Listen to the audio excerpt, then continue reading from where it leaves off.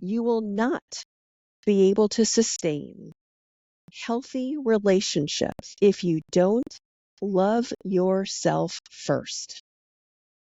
No friend or sexual partner can do all of that heavy lifting for you. So I recently recorded a podcast on the subject of sexless marriages, where the spark of intimate connection has essentially died.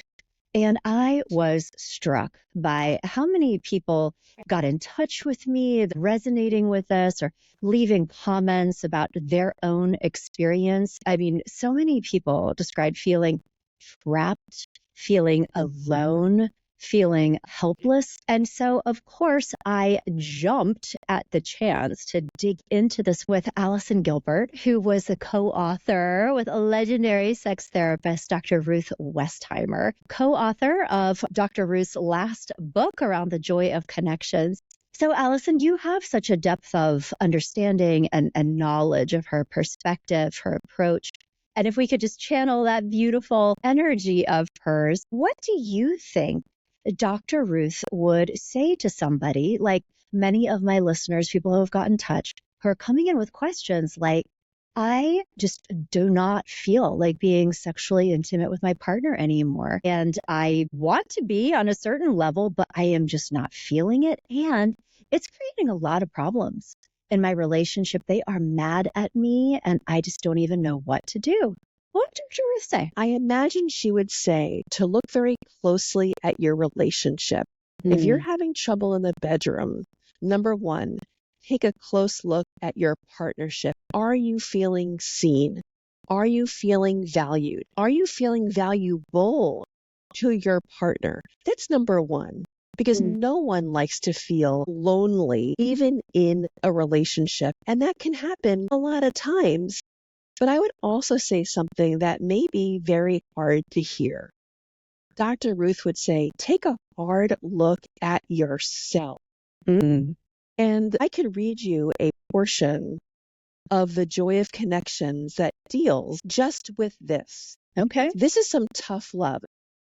She would say, you will not be able to sustain healthy relationships if you don't love yourself first. No friend or sexual partner can do all of that heavy lifting for you. And so if we're having trouble within the confines of our very intimate relationships, Dr. Ruth would say, take a look in the mirror.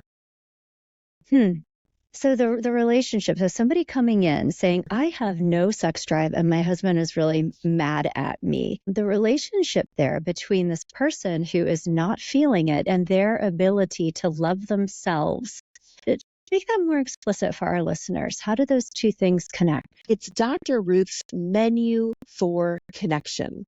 There are 5 components, and the biggest one is self, because we are responsible ultimately and most importantly for how we relate not just to ourselves, but to other human beings who are in our lives, whether or not they are friends or whether they are our sexual and romantic partners. So self intentionally is the biggest component of Dr. Ruth's menu for connection, but then there are 4 others.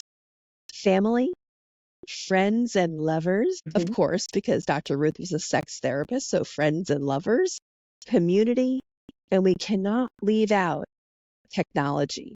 So there are 5 components for us to have richer, deeper, and more meaningful connections. But going back to your question, the most important component is self, is to work on what might be causing friction in your relationships. And oftentimes, Dr. Ruth would say, it starts closest to home and where you have the most power for change is to look in the mirror. Okay.